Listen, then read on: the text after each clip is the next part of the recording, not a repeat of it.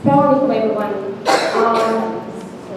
So today we are going to talk about how to engage our Muslim community in mental health care. And this project is part of the Tempe Muslim Mental Health Act. So the Tempe Muslim Mental Health was launched around 4 years ago. I was blessed to be working as a research assistant with Dr. Rania Awaad when she was younger doing her fellowship, like just a young, but not doing her fellowship. And then alhamdulillah, I witnessed and participated in the growth of this unique project. There's so many lines of research under this campus mental health now. You're welcome to check out the website. And one of the important pieces that we are focusing on is the community piece, engaging the Muslim community and focusing on the community as a unit. So why do we care about focusing on the community as a unit? So I'm going to briefly go through this slide. I know that, mashallah, my colleague is going to go in details about the socio-ecological model of Muslim well-being. So I just want to say, there are so many factors affecting the well-being of Muslim Americans, as we all know: individual factors, family factors, community, and policy. Those factors are dynamic in nature. They're not static. They change as people, grow, change neighborhoods, work in different places, join different schools, political climate change.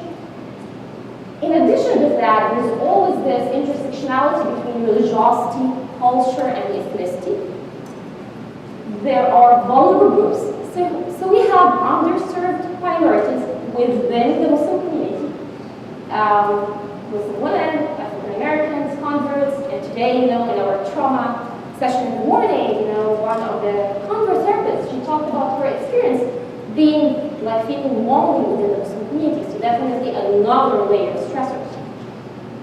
And barriers to seeking help that we all know: stigma, discrimination, lack of culturally and religiously sensitive services.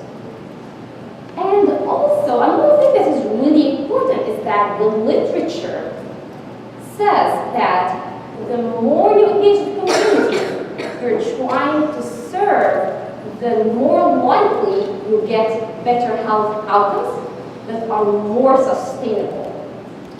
And also, the more you engage the community, the more you get a real sense on the actual needs, not that what you anticipate as needs. And sometimes being from the same community can blind us, because we come in with our professional titles, we're Muslims, we know the culture, we know the measure, we know everything, and we know the literature. So this can create, blind spots, of course. So, and this is where community engagement is helpful, so that you refresh your own perspective, wear a new eyeglass, and see things in a different lens. Another thing that we all talked about today during different sessions is practicing Muslims in particular, they feel connection to their own communities. Like the Prophet says, the Muslim ummah is like a body. When one part gets sick, the whole body becomes feverishly sick. And we've all witnessed this with the New Zealand shooting, Muslims living in the Middle East, Muslims living in the United States, we're all traumatized, reacting to something that happened 1,000 miles away. So, because of the complexity of the factors and the complexity of the layers of the mental health care of Muslim Americans, we need a comprehensive approach. We need to engage individuals, families, schools, universities, masjids. We need to have multi-layer kind of approach. So what do we mean by community engagement? So community engagement is defined according to the CDC definition, the process of working collaboratively with the community members, where every person comes with their own expertise. Community members are seen as assets. They bring their perspective, and the researchers bring their perspectives and training. And as we as we approach the community, the target community that we want to engage, we need to be aware of what kind of engagement and what degree of engagement are we looking for. And it can evolve over time, like we're going to see in some of the projects we're going to present today. So the minimal kind of like level of engagement is outreach. You just go to the community. It's more kind of like a single direction. You try to get some information. It's very minimal approach to engagement. As the degree of engagement becomes stronger, the communication becomes bi-directional. Community members get more active in projects, and they take more leading role until you get to the highest level of engagement, which is community members leading projects. And even like making the final decision would be given by the community. So I'm going to start with a really interesting model from Sacramento, which is the MAS SSF, Muslim American Society Social Service Foundation. So what happened in 2007 that a group of community members from Sacramento started, to do something about the lack of culturally and religiously sensitive services there to the Muslim community. They felt, okay, there is need for support. It's a very, very diverse area, Sacramento, as we all know. People speak different kinds of languages, and sometimes some of them might not even know how to speak English. There are stigma there, so they decided to build a nonprofit organization based on the peer counseling model, which is a recovery model, very patient-oriented, very flexible.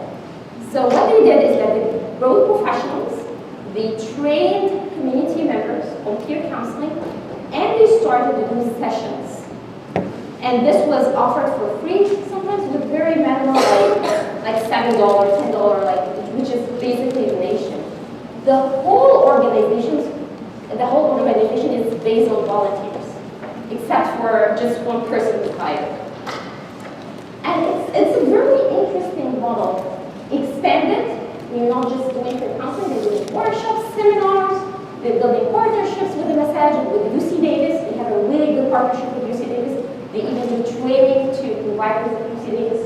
They do referrals because definitely they see cases where it's beyond their capacity to be beyond the scope of peer counseling model. So they do referrals. And they have an ALA hotline, which is a crisis hotline for youth. And if we were to look at the degree of community engagement, I would even say it's not community engagement. It's the community members stepping up to fulfill a need, and then they engage professionals. So the community members are at the core and part of the organization. It's a very vibrant model. Now they have received a big grant from California Department of Public Health in order to study the model and make it more kind of like an evidence-based, community evidence-based. And Stanford Muslim Mental Health Lab is, our role is to evaluate the model and help them describe what happens in this model and how is it successful. Although, with each model it has its own challenges and it has its own, strengths. Of course, you have people who are volunteering, they are highly motivated, but there are problems with the infrastructure. There are problems with sustainability. When you have an organization built over volunteers, you have a high rate of turnover. So they are trying to fix that with the grant that they just got. Another interesting model is the Stanford MCA partnership. So MCA stands for the Muslim Community Association. It's one of the biggest mosques in the Bay Area. So what happened is that the Stanford Muslim Mental Health Lab received a grant from Spectrum, which is a research center at Stanford, in 2016. And the goals of the grant was to build partnership with the MCA, to establish a community advisory board, and to study barriers and facilitators of mental health care in the Bay Area religiously observant Muslims. So the lab started by reaching out to the MCA and recruiting key stakeholders. And again, this is a very ethnically diverse area, so the goal was to recruit an ethnically and culturally diverse group. Men, women, religious leaders, although we have a hard time getting religious leaders because they're so busy. Young, older, people who are active in the community. And some of the outcomes of this is that a community advisory board has been established. They meet monthly, mashallah. They have at least 14 members attending. And the community advisory board, through monthly meetings and mutual training with the lab, were able to develop and implement 4 focus groups in which they recruited 40 members in the community. Some of the community advisory board went on and developed a crisis response team, which Dr. Awaad is going to talk about shortly. With the center at stake, the Office of Spectrum came in and evaluated the partnership because we wanted a third party to see if this is working well, not working well. And they used an evaluation tool that is published in a paper by Amy and Barbara. And it's kind of like, it's an evaluation tool to evaluate the dynamics, group dynamics within the partnership. 14 CAB members participated in this evaluation, and overall, mashallah, there was very positive comments about the whole work. People reported that they were, they felt that they were learning a lot through the meetings, that they were networking, they were positive, and meetings were positive and filled with trust. The degree of community engagement in this model, really was evolutionary. It started by consultation, getting feedback from the CAB, to co-leading, and ended up by the CAB members leading the focus groups. They created a list of mental health needs that hopefully, inshallah, this list is going to be used to guide, future grant proposals. But when we went into the community, and this is one of the challenges that we usually have, is because we have to have, if we have funding, you have to specify why we need the funding. So we went in with the agenda of we want to study this topic. But now, alhamdulillah, we have topics where we're going to use these topics, which is a feedback from the community, to go to grant funders and ask them, we need money because the community have decided that these are the things that we need. So I'm going to stop here, and inshallah, Dr. Awaad is going to talk about the crisis response.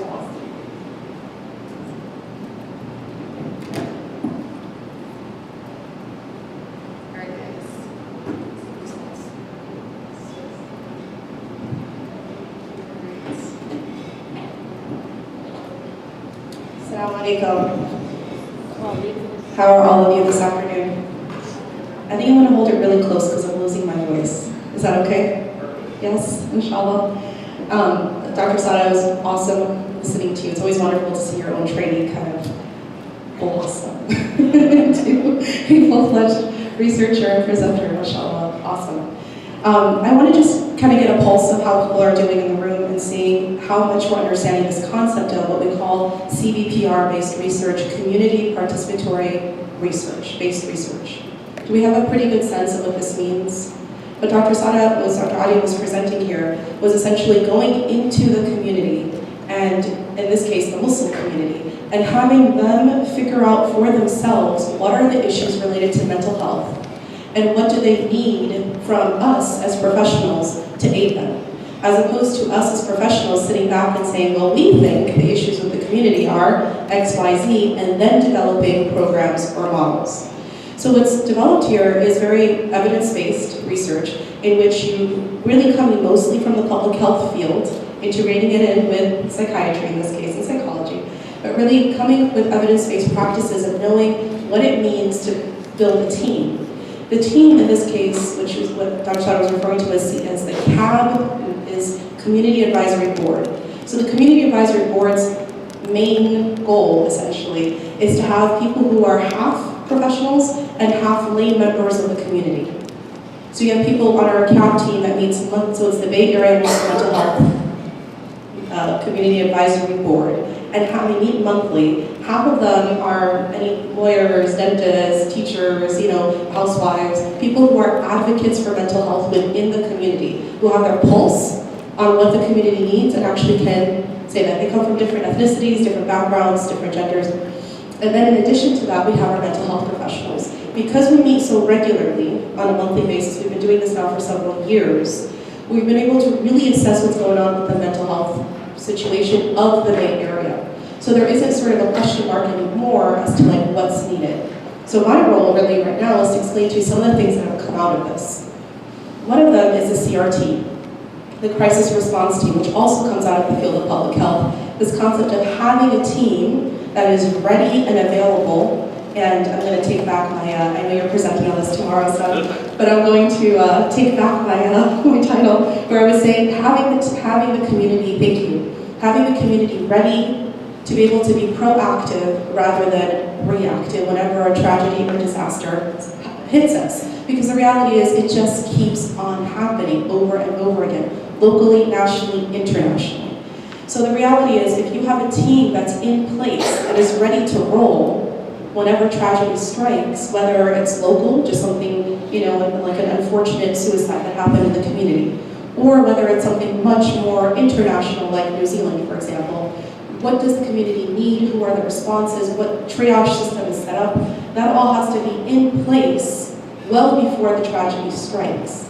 So part of what came out of our CAB in the Bay Area, the San Francisco Bay Area, is actually developing this CRT. It's not perfect, we're still working it out, but we've been able to, we were there during Chapel Hill, we were there for the inauguration, we were there for the travel ban, in election season. So every time one of these big things sort of happened, I'm serious about the inauguration and election season. We had things for youth, and the parents wouldn't leave.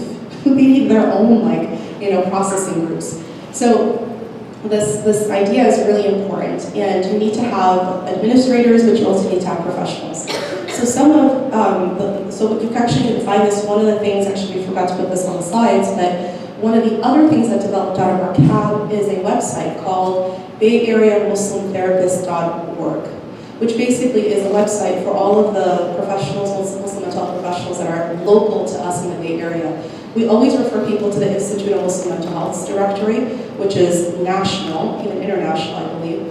But we needed something that was local to gather all the local resources in one place. On that website sits our CRT team, and the way to access us if a crisis hits the community. So I kind of mentioned some of the activities that we were involved in. And then one of the other interesting things, you guys have heard, I think, about Khalil Center a number of times, probably through the course of the conference, but one of the other very interesting things that happened, we were meeting as a CAB well before, in San Francisco area, well before Khalil Center came to us. As in to say, we were already meeting regularly about Muslim mental health issues. We have something, a whole email group called the Bay Area Muslim Mental Health Professionals Group that also met monthly. And all the doctoral students, all the professionals that would meet monthly that were in the field of mental health. And no joke, when we first started this, nobody knew anybody else. People would show up to this meeting and go, "You're in this field too? And you too?" I felt like I was all alone, like I was sitting on an island all by myself. Nobody knew each other, even though we lived in the same locale. And meeting regularly like that, several things happened. One of which is, well, first of all, applying for the CAB and developing the Community Advisory Board, developing the Crisis Response Team, developing the website. And the other really amazing thing that came out of this is we all said, we need a counseling center that's for the Muslim community. So we were looking into doing this until I was actually at a Muslim mental health conference, I don't know, maybe it was 2013.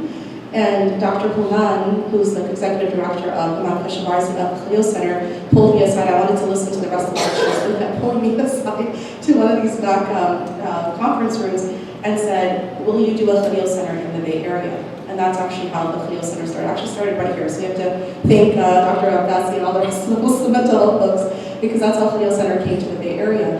And essentially the idea was to have a counseling center that was, the staff was either all or majority Muslim or Muslim trained, and serving the Muslim community, but really serving people from all walks of life, not just the Muslim community. Because we do what I'll mention kind of our model. Oops, hang on a second.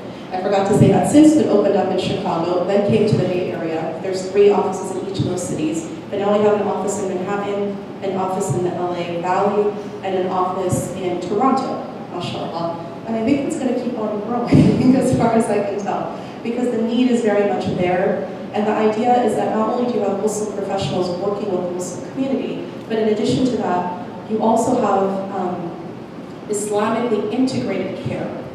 And that model I know was presented earlier today, but I'll kind of go through a couple of things here. Just rushing through some of these slides, this is a little bit outdated here, but when you see the reasons why people come to seek out counseling, it's a lot of mental health, actual bona fide diagnosable illnesses, but also a whole lot of family issues, marriage crisis issues, and other types of family-related issues. And the referral sources come from friends and family, but we've done really great work working with our imams. So when you look at this idea of imams now being comfortable referring directly to mental health services, as in to say, okay, we get it, we know our place, and we know when to refer, which is a really important change that's really happened only in the last several years here and still happening, but it needs a whole lot of partnerships. And why the very first day of this conference is always an imam training, right, on mental health issues. When you look at the reasons why people come to seek out therapy at a place like the Khalil Center, it's really interesting to see, and I'm sorry these slides were presented earlier, but take a look at some of these numbers. You know, how important is it that it's somebody from your own background, ethnic background? Well, some feel that way, right? But then when you look at other specific questions related to spirituality, suddenly the numbers go a whole lot bigger if you look at the yellow and orange. And how important is it that, you know, it's essential component, Islam is an essential component of the therapy process. Between those who say extremely important and those who say somewhat important, we're talking about somewhere close to 90% of the people who come through. So there's something really important about spiritually integrated care coming through counseling.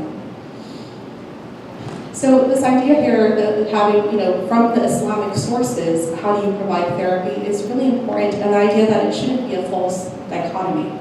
Muslims believe Islam is a way of life, therefore it touches everything. And therapy should not be an exclusion to that. And this concept of the ruh, the nafs, the cognition, the ihsas, or emotions, as being part of the language of therapy. And I always talk about if you have a God-centered people, and you bring them into counseling, and when they're in a spiritual or, you know, a mental health crisis, and you take God out of the picture, you're missing a whole lot of work that needs to happen and rapport that needs to happen in therapy. So this is one of the main things that Khalil Center prides itself on. The other main things that it works on is the stigma reduction. So it's a whole lot of work in terms of training and educating. So not just the imams training, but we have a whole lot of marriage workshops, premarital workshops, classes, and we're really careful with language. We don't call everything mental health. Sometimes we call things parenting because people will show up. But if you said, you know, although I have to say just a few weeks ago, you know, in January, marijuana is legalized down in California as it is in some of the other states, I realize. And we actually just we just called it what it was and said, discussion on legalization of marijuana. I've never seen that many people in the masjid. The only other time it's not full was Eid.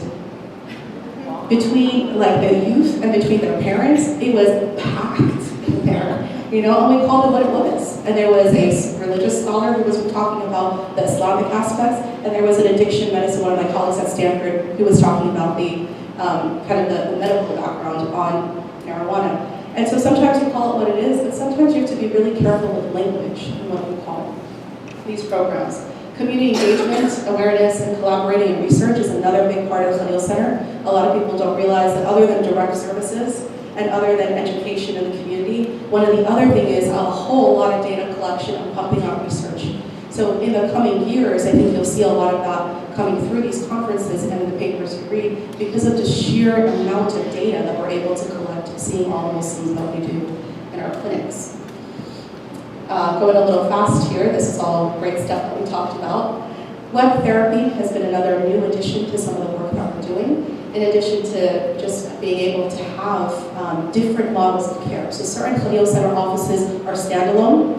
Others are connected to masjid spaces or within a masjid space. And others are in big integrated care. So along with primary care, along with mental health care, integrated in the model. So we have actually all the different models throughout our centers, and it's really interesting to see what the different, kind of responses to the community. Some people will show up only because it's at a masjid, and they trust the masjid. Others want nothing to do with the masjid, and so they'll show up to our standalone clinics. Others want to go to a place where they feel it's very medical. So they go to the primary care office and see one of our mental health practitioners there. And others rather come to a comfy, cozy therapy space where they get to put up their feet. And so that's really important to be able to provide a diversity of care to our very, very diverse communities. I talked about the tertiary model of direct care, community education, and also research. So here's our final slide here, and just talking about lessons learned.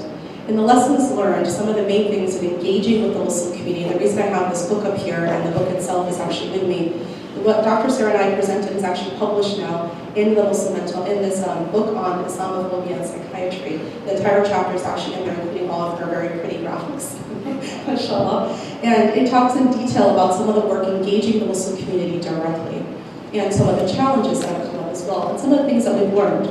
It takes a lot of time to build trust. Having the MCA, which is kind of like your very big but standard Muslim masjid that has like 3 imams, and getting them to have buy-in to what we're doing, right, required a whole lot of trust building, and it just took a lot of time, which is the final message here of patience, patience, patience. Right? It takes sometimes years to be able to build these kind of relationships with our local masajid community centers. Reasonable expectations. So we've modified several times our meetings. We've kept the fact that they're monthly, like clockwork, so we don't lose track of the work that we're doing. But we modify things like where and how long and space and time, things of that nature. We also talked about, making sure that every time there's a challenge, it's also an opportunity. We talked about the imam focus groups, for example, of how we have to literally do 3 different focus groups to finally get enough imams for our data set.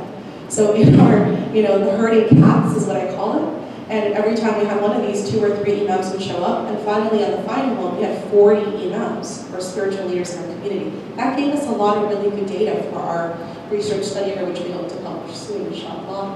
And just the flexibility to be able to, when you work with the community, knowing that you're going to have to change agendas, and you're there to service the community, as in to say, we are here to learn from you. We're not here to dictate to you what to do. And that's the essence of community-based participatory research kind of study. I hope that was useful, and I'm happy to engage in any questions here. Some of our these are references and some of our contact info, both Dr. Sara and I, if you'd like to get hold of us later. Barakallahu feekum. Assalamu alaikum wa rahmatullahi wa barakatuh.